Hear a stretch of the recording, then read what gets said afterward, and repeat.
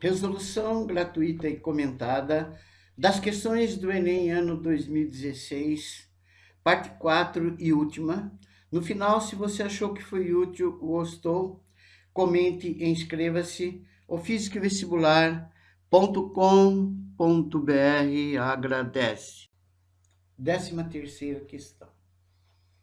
A invenção e o acoplamento entre engrenagens revolucionaram a ciência da época e propiciaram a invenção de várias tecnologias, como os relógios. Ao construir um pequeno cronômetro, o relojoeiro usa o sistema de engrenagens mostrado. De acordo com a figura, o motor é ligado ao eixo e movimenta as engrenagens, fazendo o ponteiro girar. Aqui você tem o motor, tá? Esse motor gira. Então, quando o motor gira, essas engrenagens estão associadas, tá? Aí o ponteiro gira. A frequência do motor é de 18 RPM, tá? Então, como o motor está acoplado, tá vendo? Ele está preso à engrenagem A. Então, se o motor gira com 18 RPM, a engrenagem A também gira com frequência de 18 voltas por minuto. E o número de dentes das engrenagens está apresentado no quadro acima. Aqui está o número de dentes da engrenagem. A A tem 24 dentes, a B 72, a C 36 e a D 108.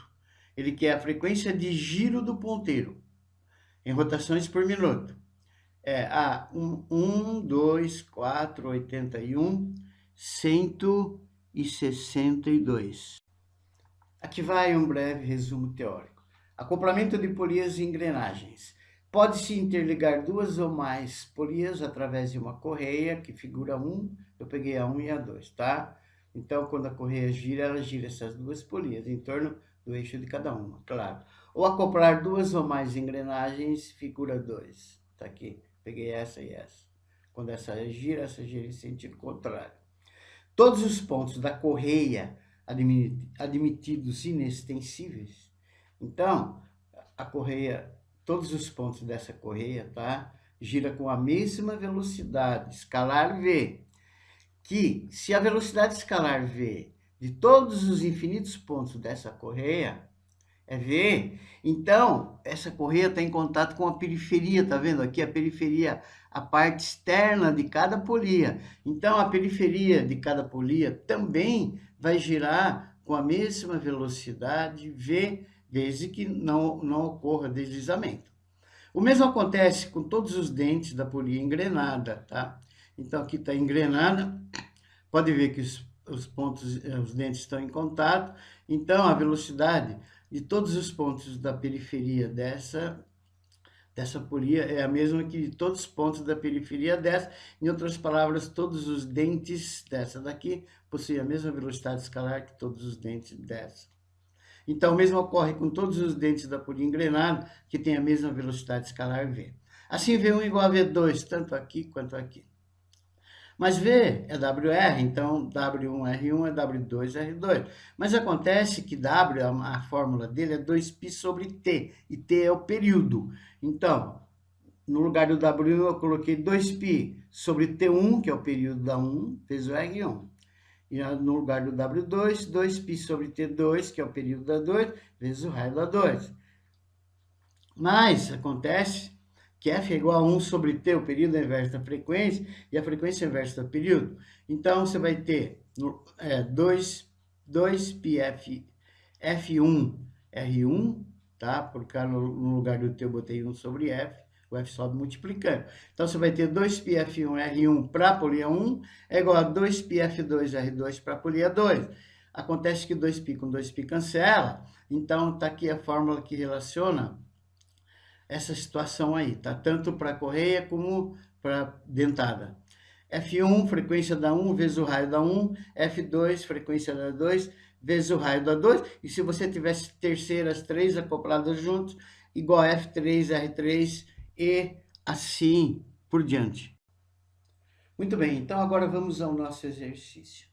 Como todos os dentes de cada engrenagem se encaixam perfeitamente, os raios das mesmas são diretamente proporcional ao número de dentes. Isso é importante, procura guardar, tá?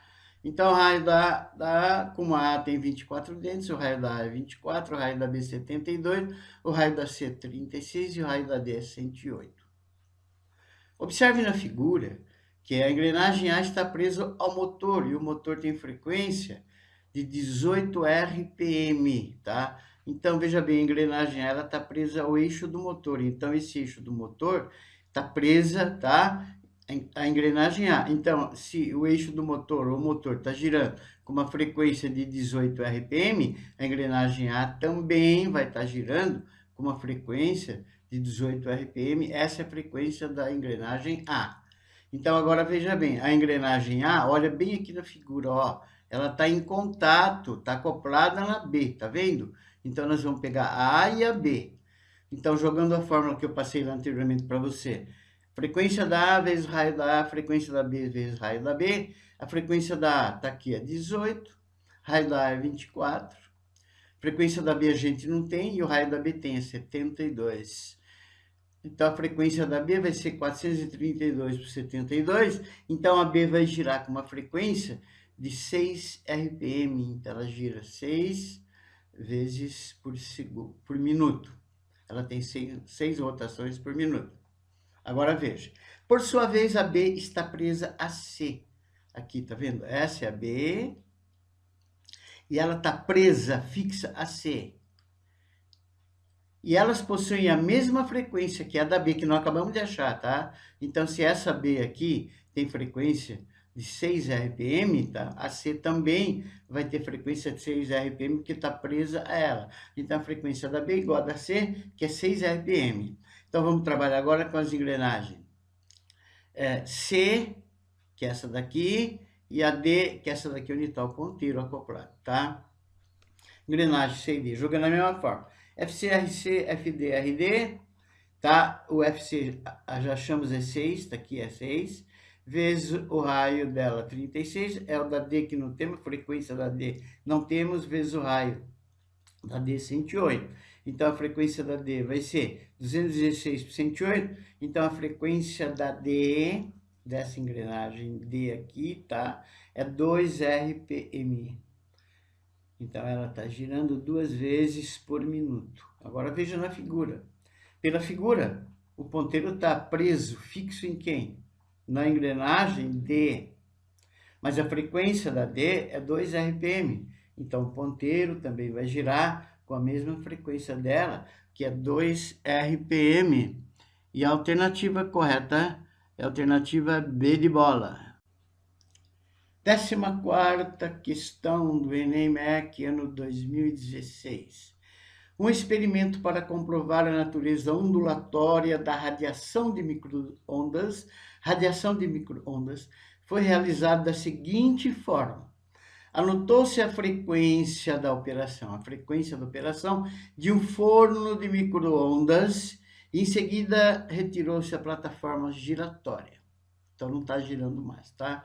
No lugar, colocou-se uma travessa refratária com uma camada grossa de manteiga. Depois disso, o forno foi ligado por alguns segundos. Ao se retirar a travessa, que não girou mais, tá? Ela estava fixa, refratária do forno, observou-se que havia 3 pontos de manteiga derretida. 3 pontos de manteiga derretida alinhados sobre toda a travessa. Parte da onda estacionária gerada no interior do forno está ilustrada na figura, tá? Então, que você tem a onda estacionária, tudo isso aqui são onda estacionária, tá? Uma combinação da linha cheia com a linha pontilhada. De acordo com a figura, que posições correspondem a 2 pontos consecutivos da manteiga derretida?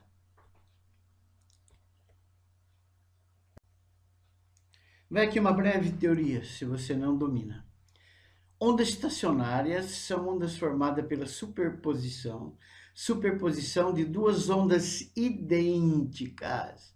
Tem tudo idêntica, tá? Mesma amplitude, mesma frequência e se movendo em sentido contrário. De mesma amplitude, mesma frequência, mesmo comprimento de onda. E que se move na mesma direção, mas em sentido contrário. Então, essa daqui está indo para a direita, essa daqui está indo para a esquerda. Elas vão se encontrar quando elas se encontram no ponto de encontro delas, estão se superpondo, tá? Sobrepondo, tá? Então elas são ondas estacionárias. Então, quando elas se encontram, vai acontecer esse caso de onda aqui, esse tipo de movimento aqui para cada ponto da corda, se for corda, tá? Ou da onda. Os pontos A, C, E, G e I são nós e não se movem, são fixos. Então, esse ponto, esse ponto, esse ponto, esse ponto e esse ponto. Eles não se movem, tá? Se for corda, o ponto da corda não se move, onda, esses pontos da onda não se movem. Agora, todos os pontos que estão entre A e C, esses nós, tá? Entre C e E, que são nós, entre E e G, E, nó, G, nó, e esse último aqui, tá? Então, todos que estão entre esses nós, são esses daqui, ó. Que é o ponto B, D, F, H, que é a região B, D, F, H. Essa região, tá? Então, todos os infinitos pontos que estão entre A, C, C, E, G e GI, esse ponto aí, tá? São ventres, são fusos, são ventres, tudo ventre, ventre, ventre, ventre. Estão sempre em movimento vibratório. Estão vibrando, estão sempre em movimento vibratório. Então, quando os nós estão parados, esses ventres estão se movendo. A distância entre dois nós consecutivos é sempre lambda sobre 2, não vão precisar. No caso do exercício, quando que a manteiga derrete? Ela derrete nas regiões de interferência construtiva.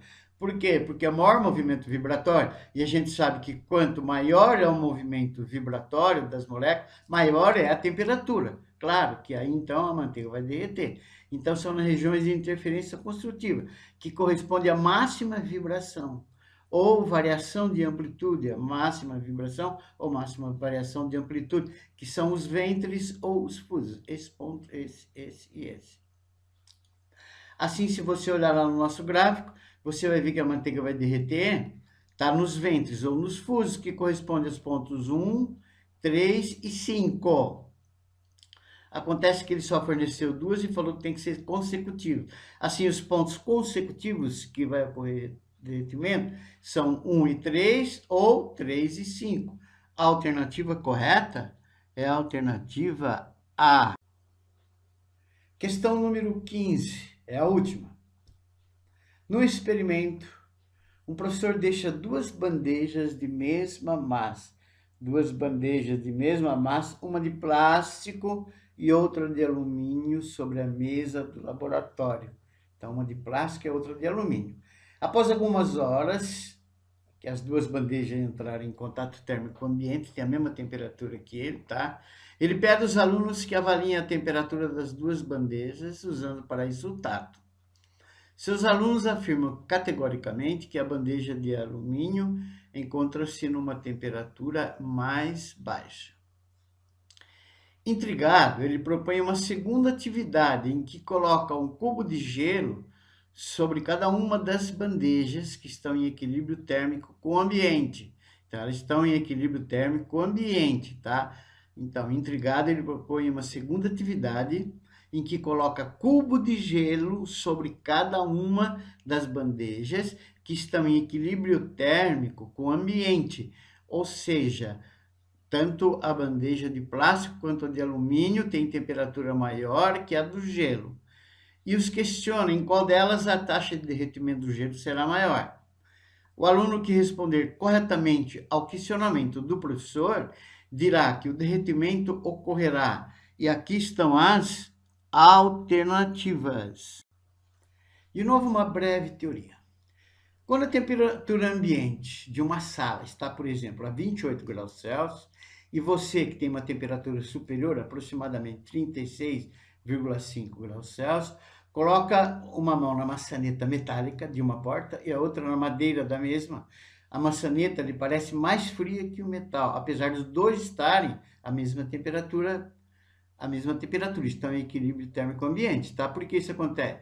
Porque o metal é melhor condutor que o calor, então o que ele faz? Ele retira mais calor do seu corpo que a madeira. Então, como ele está retirando mais calor do seu corpo, tá? No caso seria, por exemplo, da sua mão, está tirando mais calor da sua mão, você vai sentir mais frio a mão. O contrário ocorreria se você estivesse numa sauna, cujo ambiente, por exemplo, está 42, que é bem maior que a do corpo seu, que é aproximadamente 36. Então, você está na sauna, o metal vai aparecer mais quente para você, porque agora o que acontece? Ele te fornece, você vai receber mais calor que a madeira. Por quê? O metal é melhor condutor térmico. No caso do nosso exercício, o alumínio, que é metálico, é melhor condutor térmico, ele possui maior condutividade térmica que o plástico. Então, na primeira situação, o plástico e o alumínio estão na temperatura ambiente. Quando você colocou a mão, tá? Você sentiu o metal mais frio. Por quê? Porque está tirando mais calor da sua mão. Da mesma maneira, o derretimento do gelo vai ocorrer mais rapidamente na bandeja de alumínio, porque agora o alumínio está numa temperatura maior que o gelo. Então, ele é melhor condutor de calor. Então, a bandeja de alumínio tem maior condutividade térmica do que a do plástico, porque se o alumínio está numa temperatura maior que o gelo, então o que ele vai fazer? Ele vai fornecer calor para o gelo e o gelo vai derreter mais fácil, mais rapidamente. E a alternativa correta é a alternativa A.